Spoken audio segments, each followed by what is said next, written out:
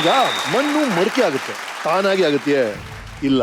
ಮಣ್ಣಿಗೆ ನೀರು ಬೆರೆಸಿ ಹದ ಮಾಡಿ ಆಕಾರ ಕೊಟ್ಟು ಬೇಯಿಸಿ ಅದಕ್ಕೊಂದು ಬೆಲೆ ಬರೋಗ ಮಾಡೋನು ಒಬ್ಬ ಕುಂಬಾರ.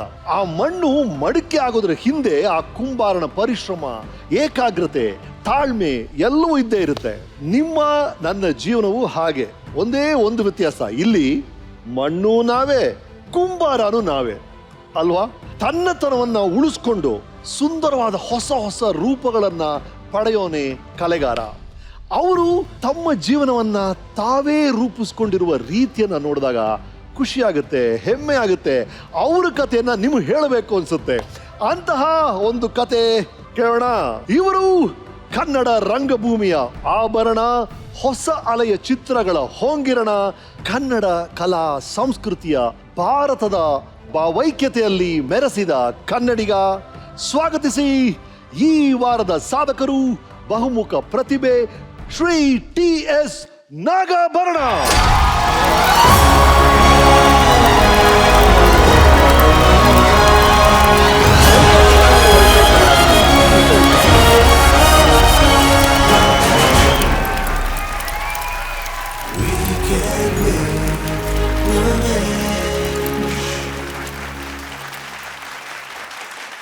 ನಿಮ್ಮೆಲ್ರಿಗೂ ಗೊತ್ತೇ ಇದೆ, ಇವರು ತಲಕಾಡು ಶ್ರೀನಿವಾಸಯ್ಯ ನಾಗಾಭರಣ. ಹುಟ್ಟಿದ್ದು ಜನವರಿ 23, 1953 ತಲಕಾಡಿನಲ್ಲಿ. ತಂದೆ ಶ್ರೀನಿವಾಸಯ್ಯ, ತಾಯಿ ರುದ್ರಮ್ಮ.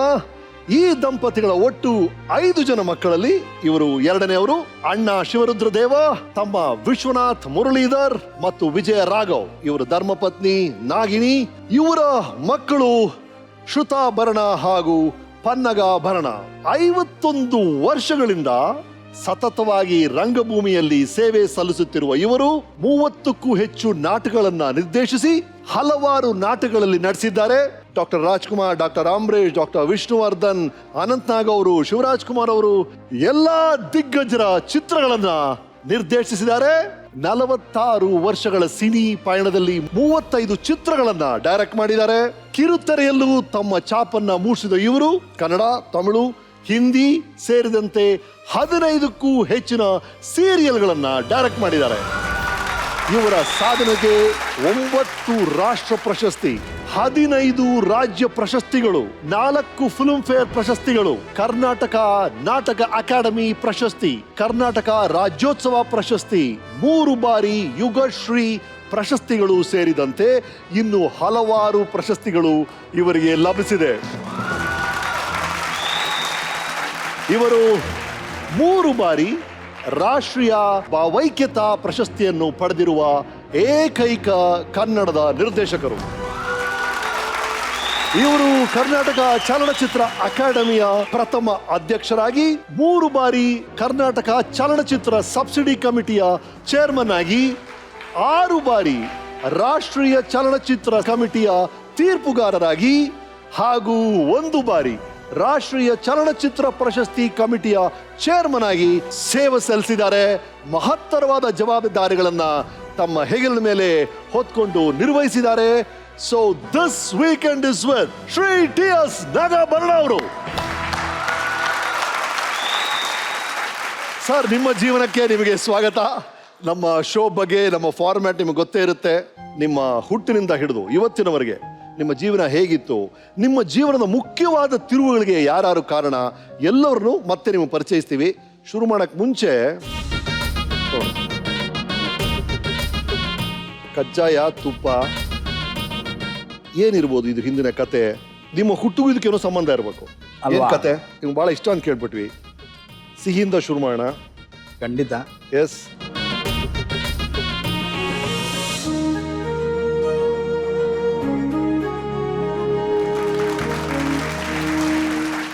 ಪ್ರಾರಂಭದಲ್ಲೇ ನನಗೆ ಸಿಹಿ ತಿನ್ನಿಸಿ ನನ್ನ ಬದುಕಿನ ಪಯಣವನ್ನು ನಾನು ನೋಡುವ ಹಾಗೆ ಮಾಡ್ತಾ ಇರುವ ನಿಮಗೆ ಆಭಾರ ಮನ್ನಣೆ. Thank you sir. ನಮ್ಮಮ್ಮ ನನಗೆ ನಿಜವಾಗಿಯೂ ಅದೊಂದು ಆಶ್ಚರ್ಯದ ಸಂಗತಿನೇ. ಅಮ್ಮ ಯಾಕೆ ಈ ವ್ರತ ಮಾಡಿದ್ರು, ಯಾಕೆ ಈ ಕಜ್ಜಾಯದ ವ್ರತದ ಮುಖಾಂತರ ನನ್ನ ಜನನವಾಯಿತು ಅನ್ನೋದು ಇವತ್ತಿಗೂ ನನ್ನ ಒಂದು ದೊಡ್ಡ ಪ್ರಶ್ನೆನೇ. ನಿಮ್ಮ ಅಣ್ಣ ಹುಟ್ಟುತ್ತಾರೆ, 2ನೇ ಮಗು ಹುಟ್ಟುತ್ತೆ, ಬಟ್ ಯಾವುದೋ ಕಾರಣಕ್ಕೆ ತೀರೋಗುತ್ತೆ. 3ನೇ ಮಗು ಹುಟ್ಟಬೇಕಾದ್ರೆ ಏನು ಅನಾಹುತ ತಗೊಳ್ಬೇಕು, ಕ್ಷೇಮವಾಗೆಲ್ಲ ನಡಿಬೇಕು ಅಂತ ಅಮ್ಮ ವ್ರತ ಮಾಡ್ತಾರಂತೆ, ನಾಗ ಪೂಜೆ ಮಾಡ್ತಾರಂತೆ. ನೀವು ಹುಡ್ತೀರಿ, ನಿಮ್ಮ ಹೆಸರು ಹಾಗಾಗಿ ನಾಗಾಭರಣ ಅಂತ ಇಡ್ತಾರೆ. ಅದರ ಹಿಂದಿನ ಕತೆ ನಮ್ಮ ವಿಡಿಯೋ ನೋಡೋಣ. ನಗಣ ಚೆನ್ನಾಗಿದೆಯೇನಪ್ಪ, ತಲಕಾಡಿನಲ್ಲಿ ಹುಟ್ಟಿದ್ ನೀನು. ಒಳ್ಳೆ ಜನ ಇದೆ. ರುದ್ರಕ್ಕನ್ಗೆ ಒಬ್ಬ ಮಗ ಆದ್ಮೇಲೆ ಇಬ್ಬರು ಮಕ್ಕಳು ತೀರೋದಕ್ಕೆ ಅಶ್ವತ್ಥ ಕಟ್ಟೆ ಪ್ರದರ್ಶನ ಮಾಡಿ ನಾಗರ ಕಲ್ಲೆಲ್ಲ ಪೂಜೆ ಮಾಡಿ ನೀನು ಹುಡ್ತದಕ್ಕೆ ನಿಂಗೆ ನಾಗರಾಜ ಅಂತ ಹೆಸರು ಕಟ್ಟಿದ್ರು ಕಣಪ್ಪ. ನೀನು ಹುಡ್ತಾಗ ತುಂಬ ಚೆನ್ನಾಗಿದೆ, ಎಲ್ಲರೂ ಪ್ರೀತಿಯಿಂದ ಎತ್ಕೊಂಡು ಮುದ್ದಾಡ್ತಿದ್ವಿ ನಿನ್ನ, ಅಷ್ಟು ಚೆನ್ನಾಗಿದೆಯಪ್ಪ. ನಾಗಭರಣ ಅಂತ ಅವ್ನು ಚಿಕ್ಕನಿಂದ ನೋಡಿದ್ದೀನಪ್ಪ ಅಮ್ಮ. ನಾವು ಎತ್ತಾಡಿಸಿ ಮಾಡಿದವರು, ನಾವು ಅಕ್ಕ ಅಕ್ಕ ಅಂತ ಅವನು ನಮ್ಮನ್ನು ಇದು ಮಾಡ್ತಿದ್ವಿ, ನಾನು ಅವ್ನು ಎತ್ಕೊಂಡು ಮಾತಾಡಿಸ್ಕೊಂಡು ಚೆನ್ನಾಗಿ ನೋಡ್ಕೊಂಡಿದ್ವಿ. ನಿನ್ಗೆ ದೇವರು ಚೆನ್ನಾಗಿಟ್ಟಿರಲಿ. ಎಸ್ ಸರ್, ಅವ್ರು ಹೇಳ್ತಾರೆ ನಿಮ್ಮ ಹೆಸರು ನಾಗರಾಜ ಅಂತ. ಅದು ನಾಗಭರಣ ಹೇಗಾಯ್ತು, ಯಾವಾಗ ಆಯ್ತು ಸರ್? ನನ್ನ ಹುಟ್ಟಿನಲ್ಲಿ ಈ ಗೌಪ್ಯ ಅಡಗಿದೆ ಅಂತ ಗೊತ್ತಾಗಿದ್ದು ಕೂಡ ಇತ್ತೀಚೆಗೆ. ಅದೇ ನನಗೆ ಆಶ್ಚರ್ಯ. ನಿಜವಾಗಿಯೂ ನಮ್ಮಪ್ಪ ಕವಿ ಹೃದಯಿ. ಕುವೆಂಪು ಅವರ ಒಂದು ರೀತಿ ಮಾನಸ ಶಿಷ್ಯರು. ಆಶ್ರಿತ ಅಂತ ಆಯ್ತಿಪ್ಪೇಗೌಡರ ಮಗ ಶ್ರೀನಿವಾಸಯ್ಯ ತಲಕಾಡು ಅಂತ ಹೇಳಿ ಆಶ್ರಿತ ಅಂತ ಕಾವ್ಯನಾಮದಲ್ಲಿ ಒಂದಷ್ಟು ಕವನಗಳನ್ನ ಬರಿತಾ ಇದ್ರು. ನನಗೆ ಆಶ್ಚರ್ಯ ಆಗೋದು, ಈಗ ನಮ್ಮ ಅಪ್ಪ ಆಶ್ರಿತ ಯಾವಾಗ ಬರಿತಾ ಇದ್ದಾರೆ ಇದನ್ನ ಅಂತ. ಆದ್ರೆ ಅವರ ನಿಜವಾದ ಕವಿ ಹೃದಯ ಗೊತ್ತಾಗಿದ್ದು ನನಗೆ ಅವರು ನನ್ನ ಹೆಸರನ್ನ ದಾಖಲೆ ಮಾಡಿದಾಗ. ಶ್ರೀನಿವಾಸಯ್ಯನವರು ಇಬ್ಬರು ನಾಗರಾಜರು ಸ್ಕೂಲಿಗೆ ಸೇರಿದಾಗ ನನ್ನ ಹೆಸರನ್ನ ನಾಗಾಭರಣನನ್ನಾಗಿ ಮಾಡಿದ್ರು. ಕುವೆಂಪುರವರ ಆ ಹಿನ್ನೆಲೆ ಅವ್ರಿಗಿತ್ತು ಅನ್ನೋದಕ್ಕೆ ನನ್ನ ಈ ಹೆಸರೇ ಸಾಕ್ಷಿ. ನನಗೆ ಗೊತ್ತಿದ್ದ ಹಾಗೆ ಈ ಹೆಸರಿನವರು ನನಗೆ ಬೇರೆ ಯಾರು ಬಹಳ ಅಪರೂಪ ಕಣ್ಣಿಗೆ ಬಿದ್ದಿಲ್ಲ. ಹೌದು ಹೌದು ಹೌದು. ನೀವು ಚಿಕ್ಕವರಾಗಿದ್ದ ತಲಕಾಡಿ ಬಗ್ಗೆ ಕೇಳಿರುವಂತ ಕಥೆಗಳು ನಮಗೆ ಬಹಳ ಸೊಗಸಾಗಿದೆ, ಅದನ್ನ ಕೇಳಕ್ಕೇನೆ. ಆ ಹಳ್ಳಿಯ ಅಥವಾ ತಲಕಾಡಿನ ಆ ನನ್ನ ಬದುಕು ನನ್ನ ಇಡೀ ಬದುಕಾಗಿ ಪರಿಣಾಮಿಸಿಕೊಂಡಿತ್ತು, ಆವರಿಸ್ಕೊಂಡಿತ್ತು ಅಂತ ಹೇಳಿಕ್ಕೆ ಇಷ್ಟ. ಹೋಗಿ ನೋಡುದು ಸರ್, ಅಮ್ಮನ ಬಗ್ಗೆ ಹೇಳಿ.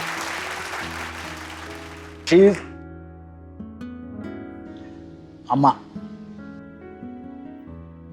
ಇತ್ತೀಚೆಗೆ ಐ ಲಾಸ್ಟ್ ಜಸ್ಟ್ ರೀಸೆಂಟ್ಲಿ.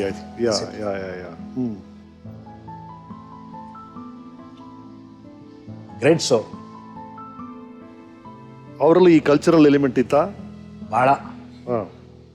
ಅಂದರೆ ಅದಕ್ಕೆ ಒತ್ತಾಸೆಯಾಗಿ ನಿಲ್ಲುವಂತಹ ಇದು. ಇನ್ಫ್ಯಾಕ್ಟ್ ನನ್ನ ರಂಗಭೂಮಿಯ ಮೂಲ ಸೆಲೆ ಮತ್ತು ಮೂಲ ಸ್ಫೂರ್ತಿ ಅವರೇನೆ.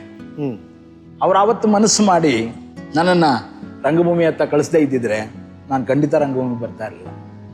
ಎಷ್ಟು ಅವರ ಕರುಳಿನಲ್ಲಿ ಆತಂಕ ಇರ್ತಿತ್ತು ಅಂದರೆ ರಾತ್ರಿ 12-12ವರೆಗೆ ಆಗ ರಂಗಭೂಮಿನಲ್ಲಿ ಸಾಕಷ್ಟು ಕೆಲಸಗಳು ನಾವೇ ಬ್ಯಾಕ್ ಸ್ಟೇಜ್ ಅಂತೂ ನಾನೇ ಮಾಡ್ತಾ ಇದ್ದೆ. ಹಾಗಾಗಿ ಕತ್ತೆ ಕೆಲಸ ಮಾಡೋದಕ್ಕೆ ಯಾರಪ್ಪ ಅಂದ್ರೆ ನಾಗಾಭರಣ ಟೀಮ್ ಅಂತ ಹೇಳ್ತಾ ಇದ್ದೆ. ರಾತ್ರಿ ಎಲ್ಲ ಹೋಗಿ ಪೋಸ್ಟರ್ ಎಲ್ಲ ಹಚ್ಚಿಬಿಟ್ಟು ಬರ್ತಾ ಇದ್ವಿ ಇಡೀ ಬೆಂಗಳೂರಿಗೆ. ಭಾಳ ಲೇಟಾಗಿ ಬರ್ತಾ ಇದ್ದೆ. ಸೊ ನನಗೋಸ್ಕರ ಎದ್ದು ಕಾದು ಬಾಗಿಲು ತೆಗೆದು ಊಟ ಮಾಡಿಸಿ ತಾವು ಮಲಗ್ತಾ ಇದ್ದೆ. ಇವತ್ತು ನಾನೇನಾದರೂ ನನ್ನದು ಅಂತ ಆಗಿದ್ರೆ ಅದು ನನ್ನ ತಂದೆ ಮತ್ತು ತಾಯಿ ಅವರ ನಿಜವಾದ